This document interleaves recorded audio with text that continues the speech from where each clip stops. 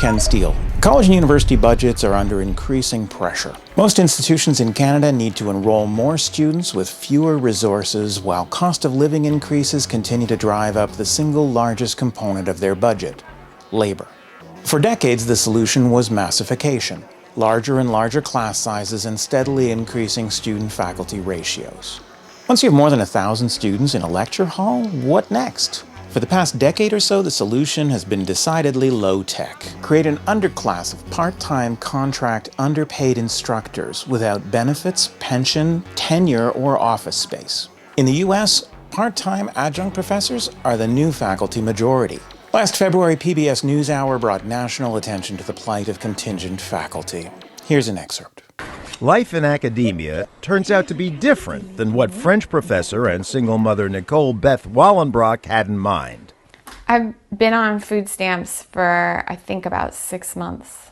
Since graduating in 2012, she's worked part-time and is now teaching just 2 courses at the City University of New York, making $2,800 a class, though she's more highly rated than almost all of her peers. The adjunctification of higher education is having an impact on student experience and learning outcomes as well.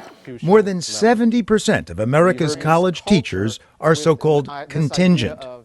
Many are unavailable to their myriad students, given their necessarily shorter office hours, says longtime adjunct Joe Frachone, less energy in the classroom, fewer comments when grading papers or tests. You can race through them, but to give meaningful, concrete, detailed feedback that a lot of these students need, it's virtually impossible. In the past few years, American campuses have been rocked by student protests and unionization of contingent faculty.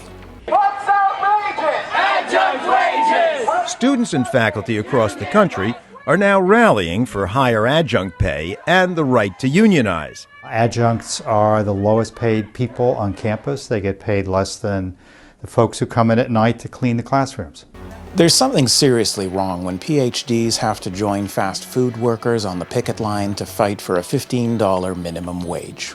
As always, there are no national statistics for Canada. I don't really think universities want to see it collected.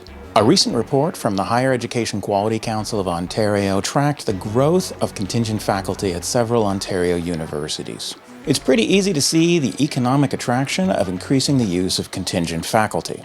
A full-time professor teaching 4 courses will cost a Canadian university somewhere between $80,000 and $150,000. An adjunct professor gets on average $7,000 per course. So at just $28,000, the university saves as much as 80%. Last fall, the Wilfrid Laurier University Faculty Association reported that 52% of undergraduate courses were being taught by contingent faculty, who collectively accounted for 4% of the institution's total budget. To further dehumanize the position of adjunct faculty, some colleges are actually starting to outsource them. 6 community colleges in Michigan have saved themselves millions in retirement contributions and employ up to 84% of their faculty as adjuncts. This spring, sessional instructors went on strike at York University. An op-ed in the Globe and Mail asserted that academia is feasting on its young. The issue is that universities are flooding the market with increasing numbers of PhD grads, while teaching positions have remained virtually stagnant for 30 years. Cynics suggest this is a handy way for universities to ensure there's always a surplus of PhDs and to drive down the cost of labor. The official response from universities is PhDs should know better. Nobody forces someone to become an adjunct. It is a very difficult way to make a full-time living. People who get PhDs owe it to themselves to think long and hard about the labor market that they're entering. Something is seriously wrong when online essay mills pay academics 4 times as much to write the essays for cheating students as universities pay to have them graded. Some adjuncts are even creating their own platforms to cut out the university middleman, like Oplerno in Vermont. CEO Robert Skiff says that phenomenal professors earning poverty wages is a misallocation of capital.